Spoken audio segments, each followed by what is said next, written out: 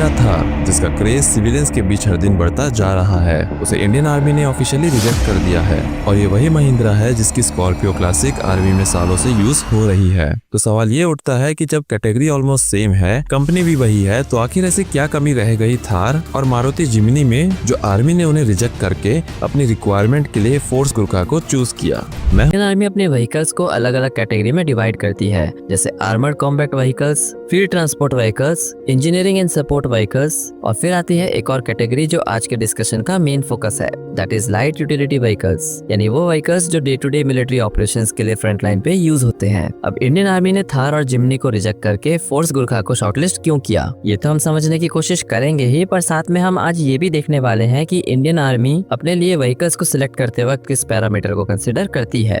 Terrain suitability सबसे पहला criteria होता है टेरेन यूज। जिस जगह पे व्हीकल्स को यूज करना है उस एनवायरनमेंट के हिसाब से व्हीकल्स का सिलेक्शन होता है। अगर व्हीकल्स को एक्सट्रीम कोल्ड रीजन में डिप्लॉय करना हो, जहाँ स्नो काफी ज्यादा पड़ती है और नेगेटिव टेम्परेचर होता है, तो वहाँ चाहिए एक light weight petrol engine vehicle, क्योंकि डीजल वहाँ जम जाएगा पर पेट्रोल नहीं। इसलिए ऐसे रीजन के लिए इंडियन आर्मी जिप्सी या जिम्नी जैसे व्हीकल्स को कंसिडर करती है। लेकिन अगर बात हो रॉकी और हाई एल्टीट्यूड टेरेन की, जहाँ शार्प क्लाइम्स और स्टीप स्लोप्स होते हैं, तो वहाँ चाहिए एक diesel engine vehicle with high torque, जैसे टाटा सफारी स्ट्रोम या स्कॉर्पियो क्लासिक। पेलोड कैपेसिटी दूसरा क्राइटेरिया होता है पेलोड, यानी गाड़ी कितना सामान ले जा सकती है। जिम्नी जैसे व्हीकल्स GS 500 कैटेगरी में आते हैं, वहीं सफारी स्टॉर्म जैसे व्हीकल्स GS 800 कैटेगरी में आते हैं, और उसके ऊपर के लेवल्स पे ट्रक्स, फील्ड कैरियर्स एक्सेट्रा होते हैं। पर यहाँ पर फोर्स गुरखा क्लियरली डोमिनेट करती है with exceptionally good 1050 kg payload capacity, यानी एक से ज्यादा जवान, हैवी एम्यूनेशन और एसेंशियल सप्लाईज को एक ही ट्रिप में ट्रांसपोर्ट किया जा सकता है।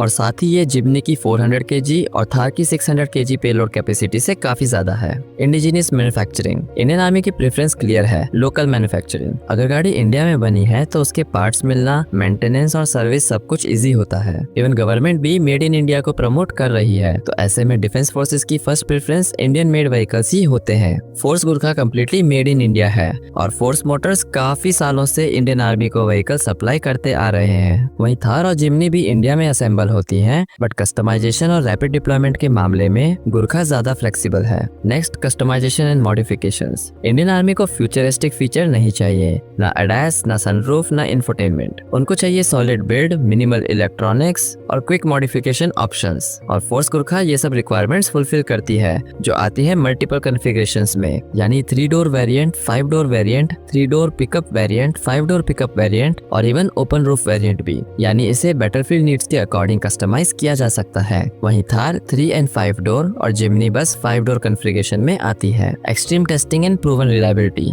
आर्मी किसी भी व्हीकल को सिलेक्ट करने से पहले उसका एक्सट्रीम टेरेन टेस्टिंग करती है, और गुरखा का 2.6 litre OM616 diesel engine Indian army के लिए 30 से 40 साल से ट्राइड एंड टेस्टेड है। वही इंजन आज भी मॉडिफाई करके यूज हो रहा है, और फोर्स मोटर्स के पास इंजन के मेंटेनेंस और रिप्लेसमेंट का पूरा इंफ्रा ऑलरेडी रेडी है। Why not Thar and Jimny? अब सवाल उठता है थार और जिम्नी क्यों नहीं? देखिए, थार सिर्फ 3 डोर या अभी नए 5 डोर वर्जन में आती है, जिम्नी भी सिर्फ 5 डोर वेरिएंट में आती है, लेकिन गुरखा का हर वेरिएंट अवेलेबल है, including pickup and roofless model. Gurkha की इंजन पावर भी ज्यादा है, जहां थार 130 हॉर्स पावर और जिम्नी 115 हॉर्स पावर के साथ आती है, वहीं गुरखा का इंजन 140 हॉर्स पावर प्रोड्यूस कर सकता है। जहां थार और जिम्नी दोनों 4 मीटर से छोटी गाड़ियां हैं, वहीं गुरखा का 3 डोर वेरिएंट 4.34 मीटर और 5 डोर वेरिएंट तो 4.74 मीटर का है। पर अच्छा, खास बात यह है कि गुरखा का साइज काफी बड़ा होने के बाद भी इसका टर्निंग रेडियस अपने सेगमेंट में सबसे छोटा है, जो कि टाइट मिलिट्री रूट्स के लिए परफेक्ट है।